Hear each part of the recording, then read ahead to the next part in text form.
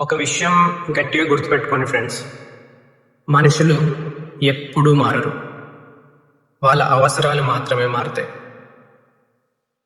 నువ్వు ఆలోచిస్తూ ఉంటావు, నిన్నటిదాకా ఎంతో బాగుండేవాళ్ళు, ఇవాళ సడన్గా ఎందుకు ఇలా అయిపోయారు?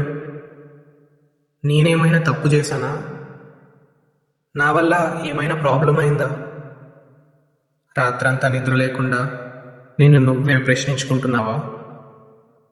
నువ్వు తప్పు చేయలేదు, నువ్వు చెడ్డవాడివి కాదు. కేవలం నీ వల్ల వాళ్ళకి కావలసిన పని అయిపోయింది, లేదా నీకంటే బెటర్ ఆప్షన్ వాళ్ళకి దొరికింది. ఇక్కడే ఒక నిజం తెలుస్తుంది ఫ్రెండ్స్, మనం వాళ్ళకి ఉపయోగపడే అంతవరకు వాళ్ళకి మనం దేవుళ్ళు కనిపిస్తాం.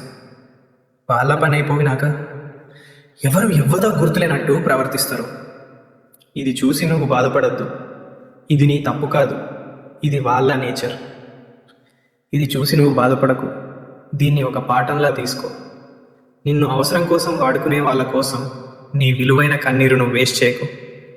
వాళ్ళ కోసం నువ్వు నిద్రపోయినావు, వాళ్ళ కోసం నువ్వు బాధపడ్డావు, కానీ వాళ్ళకి నువ్వు నెంబర్ కాదు, అది నువ్వు గుర్తుపెట్టుకోవాలి.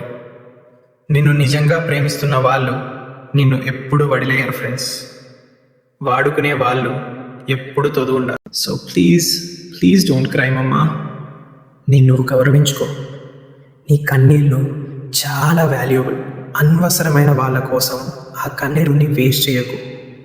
నీ సెల్ఫ్ రెస్పెక్ట్ని ఎప్పుడూ చంపుకో. నిన్ను నిజంగా ప్రేమించే వాళ్ళు నిన్ను ఎప్పుడు వదిలిపెట్టరు.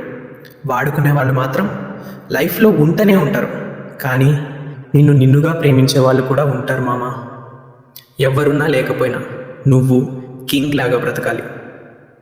కమెంట్లో కింగ్ రాయి, నేను చూస్తాను. సేవ్ చేసుకో రిమైండర్గా. సబ్స్క్రైబ్ చేసి బెల్ ఐకాన్ ప్రెస్ చేయి.